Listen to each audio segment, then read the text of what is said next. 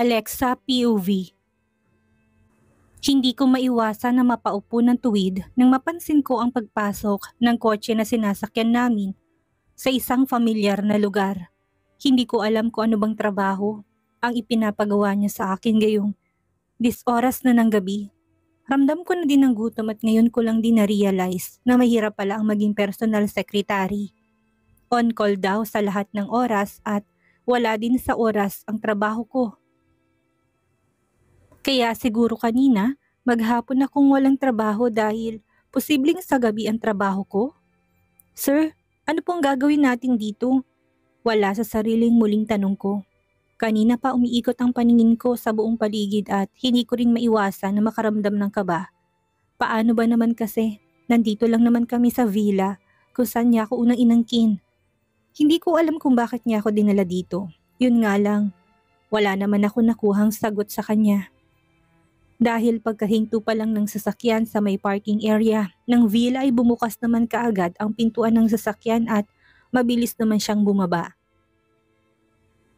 Naiwan naman akong hindi malaman ang gagawin ko. May trauma ako sa lugar na ito eh. Muntik na akong hindi makalakad kinaumagahan dahil sa kagagawan niya. Ma'am, baba na po kayo dyan. Pumasok na po kayo sa loob. Narinig kong wika ng kusino kaya kaagad akong napaangat ng tingin. Sumalubong sa mga mata kong familiar na muka.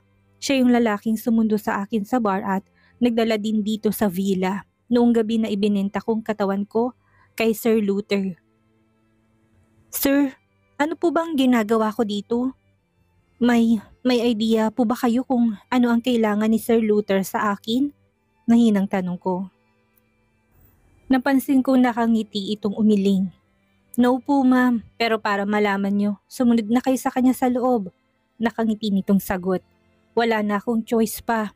Kung hindi ang bumaba na lang ng kotse.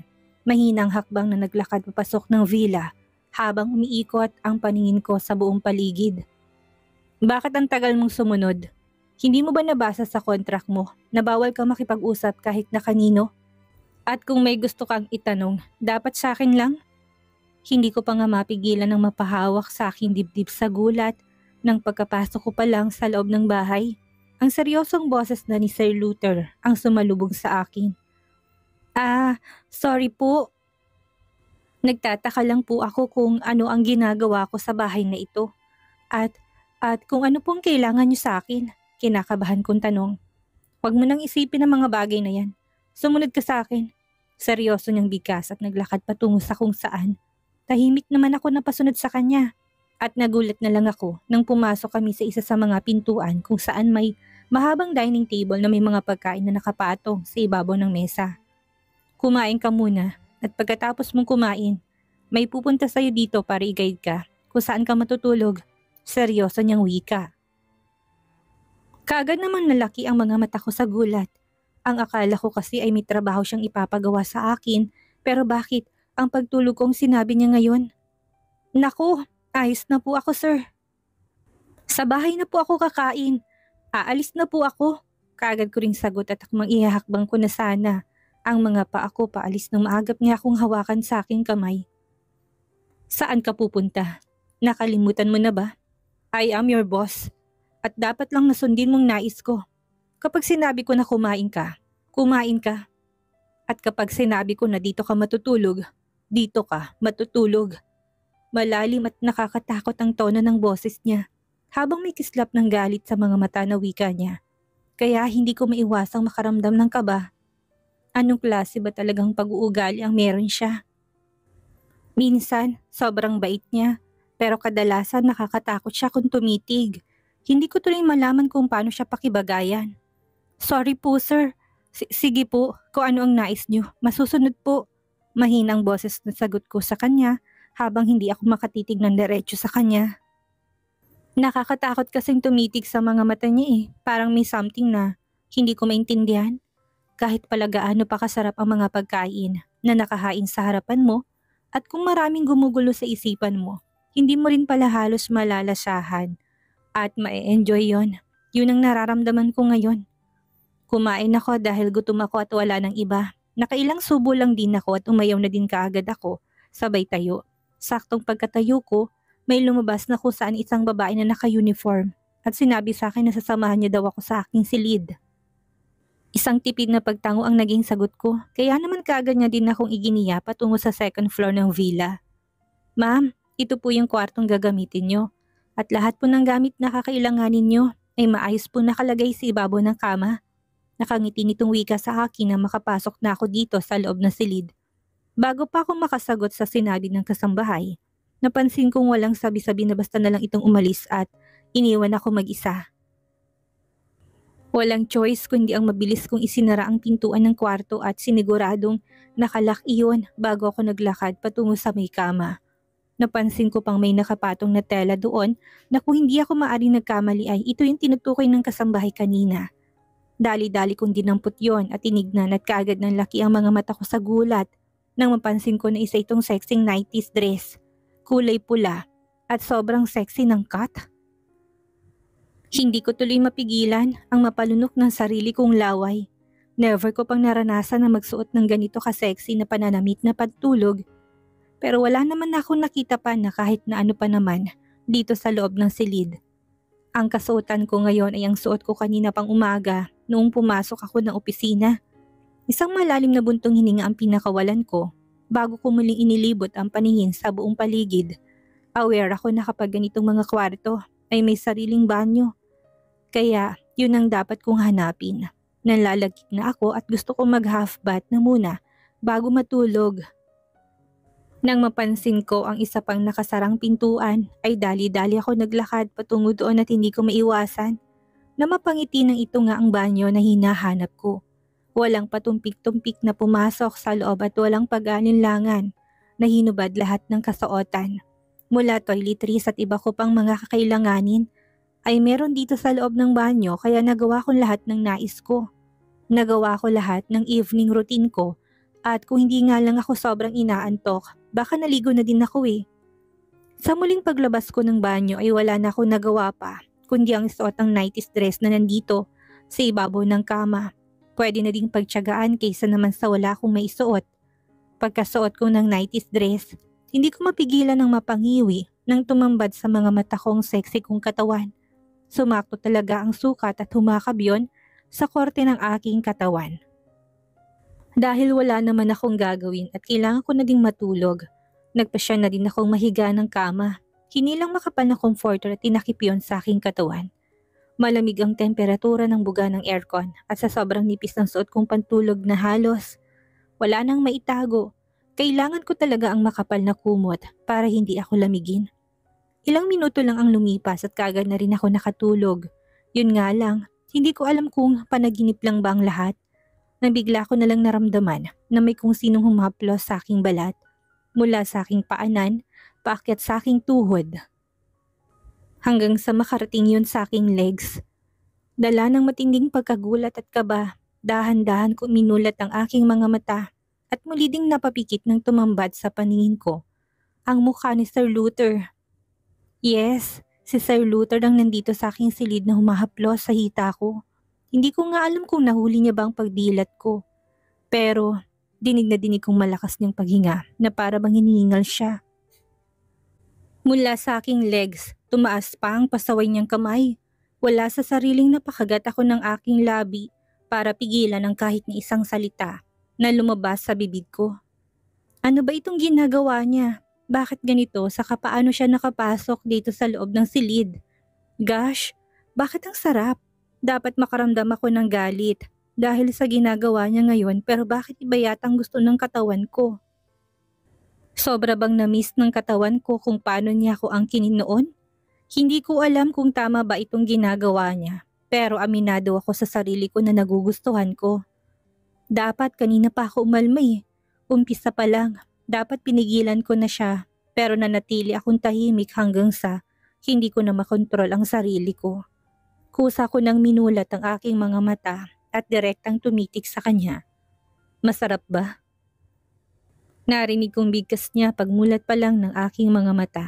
Hindi ko akalain na nakatitig din pala siya sa aking muka kaya aware siguro siyang kanina pa akong gising.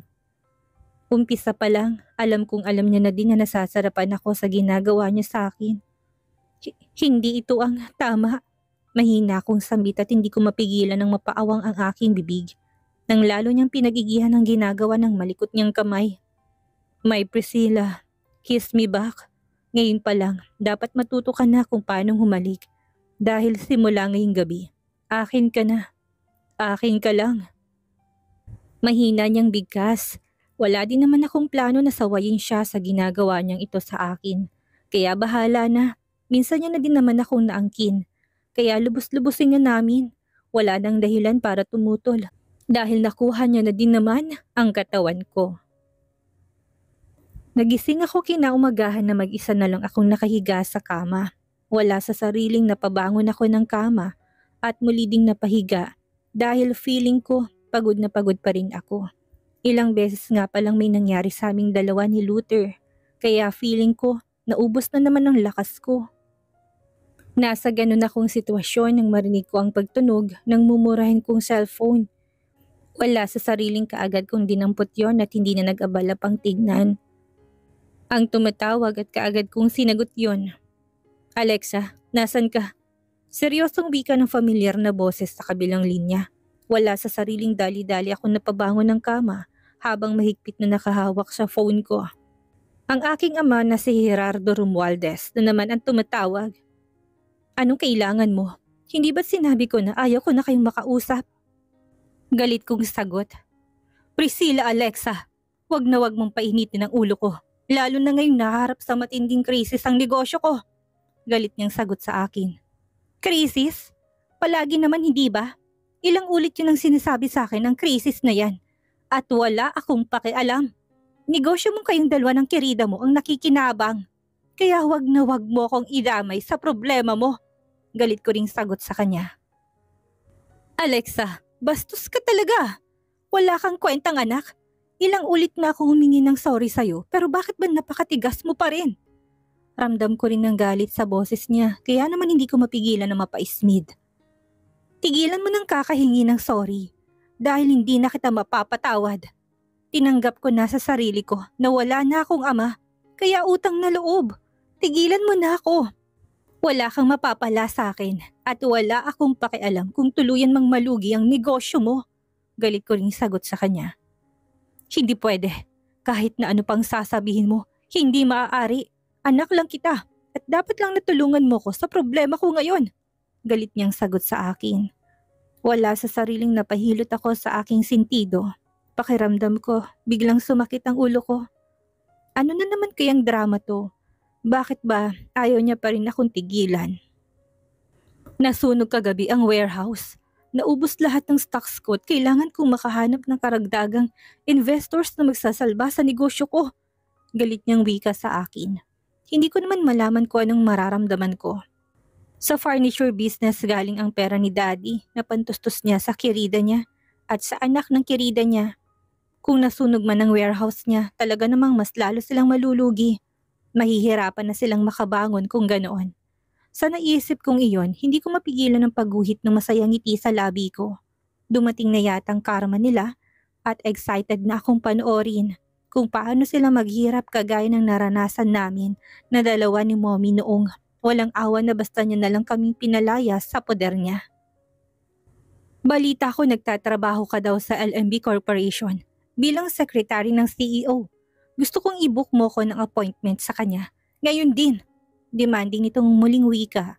Hindi ko naman mapigilan na mapataas ang kilay. Tingnan mo nga naman, kung makapag-utos akala mo naging mabuti siyang ama sa akin. Well, manigas sila. Wala akong gagawin nito, wala din talaga akong balak na makipagbati sa kanya. Mas gugustuhin ko pang tuluyang malugi ang negosyo niya para naman quits na kaming lahat. Natiis niya nga si Mommy na namatay sa sakit na hindi man lang siya nagbigay ng tulong pampagamot. Kaya titiisin ko din sila ngayon para patas lang. At saka mali ko ba sa appointment na yan? Wala akong idea dyan. Dahil hindi pa naman ako nag-uumpisa sa trabaho. No appointment. Tumawag ka sa hotline ng LMB. Sa executive secretary ka kumuha ng appointment at huwag sa akin. Nainis kong sagot. Alexa! Alam kong sa pagkakataon na ito nakasigaw na siya. Kaya nakasimangot na kaagad ko na ding pinatay ang tawag. Ayaw kong estresin ang sarili ko sa mga taong walang naging ambag sa buhay ko. Solo lang ako ngayon na namumuhay, kaya naman pipilitin kong maging masaya. Hey, ang aga nun ah. Sinong kausap mo? Taranta kong hinila ang makapal na comforter para itakip sa aking katawan nang marinig kong seryosong boses ni Luther. Nabigla na lang nagsalita. Kaagad ako napatitig sa kanya at hindi ko mapigilan ang mapalunok ng aking laway. Nang tumambad sa mga mata ko ang walang saplot niyang katawan. Mukhang galing siya ng banyo at kakatapos lang maligo. Nakangiti siyang naglakad palapit sa akin at basta niya nalang hinablot ang makapal na comforter na nakatakip sa aking katawan. Si Daddy ang kausap ko. Mahinang sagot ko sa tanong niyang yung kanina. Ang ama mo? Bakit parang mainit ang ulo mo? Ano ang pinag-usapan niyo? Mahinang boses sa tanong niya sabay patong ng isa niyang palad sa balikat ko.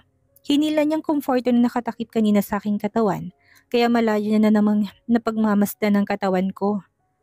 Ilang beses ko ding nahuli ang makailang ulit ng paggalaw ng Adam's apple niya hanggang sa bigla na lang bumaba ang mukha niya patungo sa mukha ko. At naglapat ang aming mga labi. Hayaan mong pahupain kung mainit mong ulo ngayong umaga, nahihina niyang sambit. Hindi na din ako nagtangkang sumagot dahil nalunod na din naman ako sa ginagawa niya ngayon sa akin. Shit, ito yung sinasabi na kakaibang breakfast in bed. Hindi nga lang pagkain ang nilalantakan ni Luther ngayon, kundi ang boobs ko, habang patuloy na naman sa pagdama ang dalawa niyang palad sa buo kong katawan. Stay here. Pwede ka magpahinga hanggat gusto mo. May asikasuhin lang ako at babalik din kaagad ako mamaya. Katagang namutawi sa labi ni Luther habang abala siyang nagbibihis. Kakatapos lang na mainit na sandali sa aming dalawa at kitang-kita kong pagmamadali sa bawat kilos niya. Hindi naman ako nakaimik sa totoo lang. Naguguluhan ako. Kay bilis kang bumuka ka sa harap niya na para bang normal lang sa aming dalawang ang mga nangyayari. Hindi ko alam kung anong mangyayari sa akin at bakit kay bilis kong napadarang sa init ng katawan. Pagkatapos niyang magbihis, walang lingon-likod na iniwan niya na ako dito sa loob ng silid. Dali-dali naman akong bumangon at naglakad patungo sa banyo para maligo. Pagkatapos kong maligo, pinakialaman ko na din ang mga damit niya. Namili ako ng pwede kong isuot na t-shirt. Ayos naman dahil ang t-shirt niyang napili kong isuot ay nagmumukhang dress ko na lang din. Kumuha na din ako ng boxer shorts at sinuot yon para magsilbing aking underwear. Kasalukuyan ako nagsusuklay ng aking buhok na marinig kong mahinang katok ng pintuan ng silid. Dali-dali akong naglakad patungo doon at bumungad sa harapan kong isang kasambahay. Ma'am, ready na po ang breakfast niyo. Nakangiti nitong wika sa akin. Hindi ko naman mapigilan ng mapangiti. Gutom na din kasi talaga ako, kaya naman walang patumpik-tumpik akong sumama sa kanya patungo sa dining area. Pagkatapos kumain, nagpa siya ako maglakad-lakad ng garden. Habang nasa garden ako, napansin kong pagdating ng isang sasakyan kaya wala sa sariling napatitig ako doon. Pagkahinto na nasabing sasakyan, isang medyo may edad na babae ang bumaba. Maganda ito, sopistikada at halata talagang mayaman. Napansin ko pang tumingin to sa gawi ko, kaya hindi ko mapigilan na makaramdam ng kaba. Nagtatalo din ang isipan ko kung iiwasan ko ba siya. Ngayon naglalakad na siya palapit sa akin. Who are you? Seryosong boses na tanong niya sa akin pagkalapit niya. Lalo namang dumagundong sa kaba ang puso ko. Napansin ko kasi na para bang hindi siya masaya sa presensya ko. Alexa po. Ako po si Alexa. Bagong laruan ng anak ko? Pwede ka nang umalis. Seryoso niyang wika na labis kong ikinagulat. Hindi ko to inaasahan. Hindi ko alam kung susundin ko ba siya. Gayong hindi ko naman alam kung sino ba talaga siya. Po? Mahinang tanong ko. Narinig mo bang sinasabi ko? Umalis ka na. Isa ka lang sa mga babaeng naging laruan ng anak ko. At huwag kang umasa na magsiseryoso siya sa'yo. Ngayon, maaring ikaw ang kinahuhumalingan niya at maaring bukas, iba naman. Huwag kang umasa na magsiseryoso siya sa'yo dahil malabong mangyari yon. And besides, may fiancé ng anak ko at malapit na silang ikasal. Seryoso niyang bigkas na para bang isang bomba na sumabog sa pandinig ko. Bigla ko nagising sa katotohanan. Ano nga ba talaga ako sa buhay ni Sir Luther? May nangyari sa amin kagabi pero walang malinaw na pagpapaliwanag kung ano nga ba ang posibleng magiging papel ko sa buhay nito. Sa naisip kong yun, Wala sa sariling napaatras ako. Hindi ko malaman ang gagawin ko at hindi ko din maiwasan na makaramdam ng hiya sa babaeng kaharap ko ngayon. Inapala siya ni Luther at pinapaalis niya na ako. Feeling ko din sobrang baba ng tingin niya sa akin. At saka, anong sabi niya? Isa lamang ako sa mga babaeng naging laruan ng anak niya? Ganun na ba talaga kababaero sa Sir Luther? Kung ganun, kailangan ko na nga talaga siguro siyang iwasan. Nakakatakot. Natatakot ako na baka magising na lang ako isang umaga. Na baliw na ako sa lalaking yon. Hindi ako pwedeng sumugal sa isang relasyon na sa bandang huli, maaari akong magiging talo. Sa naisip kong yun, wala sa sariling naihakbang kong aking mga paalis. Patungo sa gate at lumabas. Pagkalabas ko ng gate, hindi ko alam kung saan ako patutungo. Wala akong dala na kahit na magkano. Wala akong kapera-pera at paano ako makakauwi nito. Litong-lito akong binibayang ang gilid ng kalsada. Tulala ako naglalakad hanggang sa maramdaman ko na may humintong sasakyan sa may tagiliran ko. Alexa? Tawag ng kung sino sa pangalan ko. Kaya wala sa sariling napalingon ako. Isang familiar na mukha ang sumalubong sa akin habang nakangiti siyang nakatitig sa akin. Will?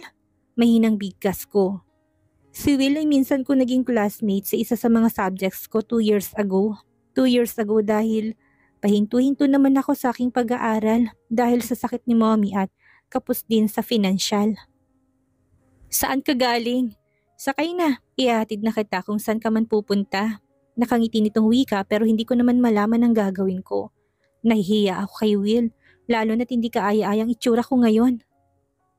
Look Alexa, ihahatid lang kita. May hirapan kang makahanap ng masasakyan sa lugar na ito. Lalo na't minsan lang kung may pumasok ng mga taxi dito. Halika na. Nakangiti nitong muling pagyaya sa akin kaya wala na akong choice kung hindi ang maglakad palapit sa kanyang sasakyan. Mabilis naman tong bumaba ng kotse at pinagbuksan niya ako ng pintuan. Kahit na nahihiya, mabilis na din akong sumakay. Tama siya, wala akong masasakyang taxi sa lugar na ito at kung sakaling may dumaan man, hindi din naman ako pwedeng sumakay. Wala kasi akong dalang pera. Kahit na nahihiya sa dati kong kaklase na si Will ay wala na akong choice pa, kundi ang makisabay sa kanyang kotse. Tama siya, malabo talaga akong makasakay ng taxi sa lugar na yon. Lalo na't masyadong malayo sa lahat at bihira lang kung may dumaang sasakyan. So, kamusta ka na? Ang tagal ko ring nawalang naging balita sa'yo ah. Nakangiting tanong sa akin ni Will habang nakatutok ang kanyang mga mata sa harap ng kalsada. Ayos lang. Pasensya ka na ha, ngayon lang ulit tayo nakita pero naabala na kita kaagad. Hingi kong paumanhin sa kanya. Isang mahinang pagtawang naging sagot nito bago tumango-tango. Ayos lang, no problem. Maliit na bagay, natatawa nitong bigkas. Wala sa sariling napatitig ako kay Will. Sa totoo lang, noon pa man kilala ko na to sa school sa pagiging mabait. Ni minsan hindi ko malang narinig na nakipagbasagolero to. Kahit ng totoo, galing din to sa mayamang angkan. Marami kaming mga ka-classmates na naililibre niya ng mga pagkain kapag nakakasabay namin siyang kumain sa kantin. Yun nga lang dahil pahinto-hinto ako sa aking pag-aaral, hindi na ako nakasabay sa kanya hanggang sa napag-iwanan na ako. 22 years old na ako ngayon pero nasa 3rd year pa rin ako sa kurso kong business management. Minsan, parang gusto ko nang sumuko. Ang hirap ng ganito, pahinto-hinto sa pag-aaral at minsan aminado ako sa sarili ko na nawawalan na din ako ng ganang mag-aral. Kung hindi lang siguro sa pangarap ni mommy na makapagtapos ako bago siya mamatay, baka matagal na akong kinalimutang mag-aral at magtrabaho na lang para kumita ng pera. So, kamusta ka na? Pasensya ka na kung late ko nang nalaman to. Pero nakikiramay ako sa pagkawala ng mommy mo. Narinig kong muli niyang bigkas. Pilit naman akong ngumiti. Hanggang ngayon, masakit pa rin sa kalooban kong pagkawala ni mommy. Kaya lang kailangan kong tanggapin yun. Wala eh. Talagang nakatakda siguro akong mamuhay na mag-isa. Malungkot kong bigkas. Hindi naman siya nakaimik. Inihatid ako ni Will sa may bukana ng iskinita kung saan ako nakatira. Muli ako nagpasalamat sa kanya at akmang bababa na sana ako ng kotse nito nang matigilan ako. Sakto kasing palabas din ng ama kong si Gerardo Romualdez mula sa loob ng iskinita. Nakasunod sa kanya si Alvira pati na rin ang kabit niyang si Marta. Nag-aalangan tuloy akong bumaba ng kotse ni Will. Hanggat maaari ayaw ko na sanang makaharap ang makulit na si Gerardo. Hindi ko alam kung bakit ako nito palagi niyang kinukulit. Pwede kang magstay sa kondo ko kung gusto mo. Narinig kong sambit ni Will sa akin. Napansin niya marahil na nag-alangan akong bumaba, kaya naman kusa na niya akong inalok ngayon. Ha? Naku, nakakahiya sa'yo, Will. Masyado na kitang naabala. I think, sa kabilang kanto mo na lang ako ibaba. Mukhang aalis na din naman sila eh. Nahihiya akong sagot sa kanya. No, I insist, Alexa. Aware ako kung anong relasyon mo sa ama mo. Kaya naman mas maganda siguro na sa kondo ka na muna. Para naman makapagpahinga ka at makapag-relax ng maayos. Nakangiti nitong sagot sa akin. Muli ako napatingin kina Gerardo at nang mapansin ko na mukhang wala silang balak na umalis sa may bukana ng iskinita. Wala na akong choice kundi ang pumayag sa nais ni Will. Mamayang hapon na lang siguro ko uuwi. Halos 20 minuto din bago namin narating ang kondo niya. Bumungad sa paningin ko ang maayos at malinis nitong kapaligiran. Muli ako nagpasalamat kay Will, lalo na nang kusa niyang ipagamit sa akin ang isa sa mga silid ng kondo unit niya. Magpahinga ka na muna dito, Alexa. Aalis lang ako saglit. Nakangiti pa nitong wika bago niya ako tuluyang iniwan dito sa unit niya. Muli ako nagpasalamat sa kanya bago siya tuluyang nakaalis.